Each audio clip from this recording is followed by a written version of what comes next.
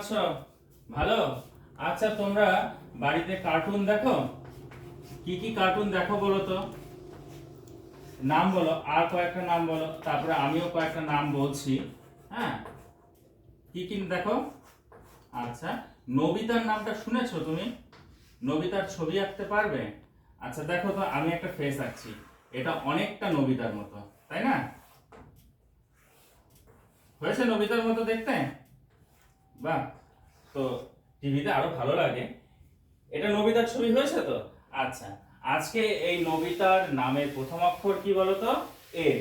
ঠিক আছে, আজকে এই এন দিয়েই আমরা একটা মজার খেলা শিখব এবং আরো নবিতার মতো আরো কিছু কিছু জিনিসের নাম শিখব। ঠিক আছে, তাহলে প্রথমেই আমরা বোর্ডে নবিতার নামটা লিখে ফেলি। ঠিক আছে, নবিতা বানান বলো।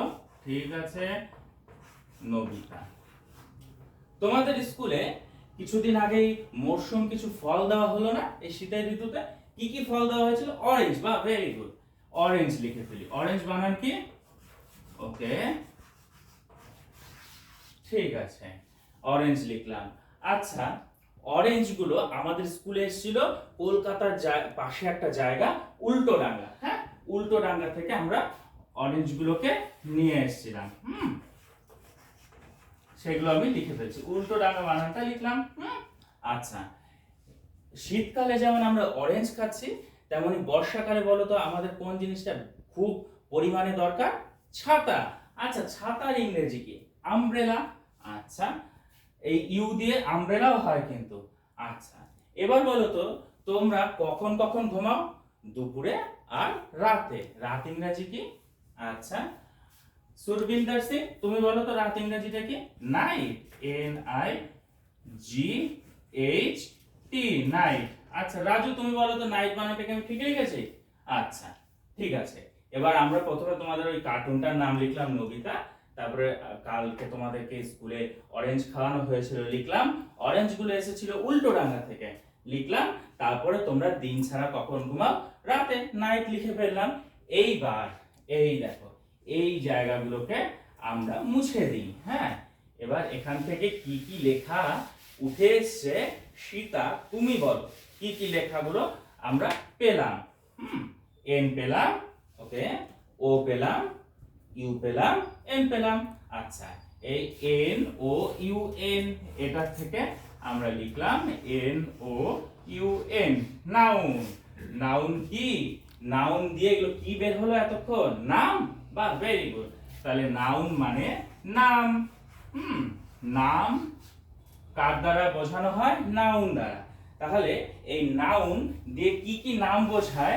এবার দেখো, আমরা বোর্ডে লিখেছিলাম না, এন দিয়ে কার নাম লিখেছিলাম বলো তো? নবিতা। নবিতা কি? একজন ব্যক্তি বা বা পার্সন। হ্যাঁ, তারপরে অরেঞ্জটা কি? অরেঞ্জ হচ্ছে বস্তু। বা ভেরি গুড, বস্তু। আচ্ছা, উল্টোডাঙ্গাটা কি? কি বলো প্রিয়া? তুমি বলো স্থান। আচ্ছা, স্থান লিখে দিলাম। আর হচ্ছে নাইট বা ডে, এগুলো কি? সময়। আচ্ছা, সময়। সময়ের আরেকটা নাম হচ্ছে কাল। কয়াকার আল্লাহ।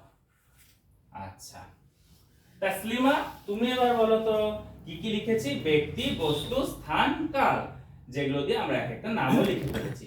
তাহলে নাউন দিয়ে আমরা ব্যক্তির নাম বোঝাতে পারি, বস্তুর নাম বোঝাতে পারি, স্থান বোঝাতে পারি এবং কাল বোঝাতে পারি। তাহলে এবার নাউন কাকে বলে সেটা এবার আমরা জেনে নেই। নাউন হচ্ছে এমন একটা ওয়ার্ড যা দিয়ে ব্যক্তি, বস্তু, স্থান, কাল সবার নাম বোঝায়। So noun is a naming word which indicate person, তারপরে things, place and time। ঠিক আছে? আচ্ছা, এবার তোমরা সবার খাতায় তোমাদের একটা করে বন্ধুর নাম লেখো। কি কি লিখলে? আচ্ছা, আমি দেখে নিচ্ছি। ঠিক আছে, তাহলে ধরো তোমরা লিখলা নিতা। এই নিতা একটা পার্সন বা ব্যক্তি, তাহলে নিতা একটা নাউন। ঠিক আছে, তারপরে বলো তো তোমরা কিসের উপর বসে রয়েছো? বেঞ্চ। আর আমি কিসের সামনে দাঁড়িয়ে পড়াচ্ছি? ব্ল্যাকবোর্ড। আচ্ছা, ব্ল্যাকবোর্ড।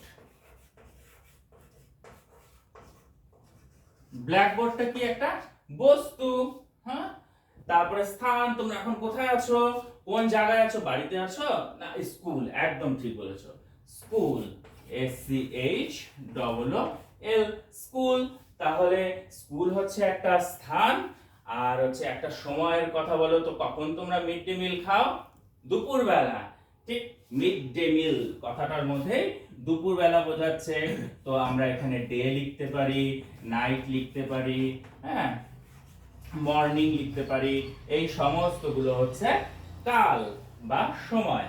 সো নাউন ইন্ডিকেট ব্যক্তি, বস্তু, স্থান, কাল।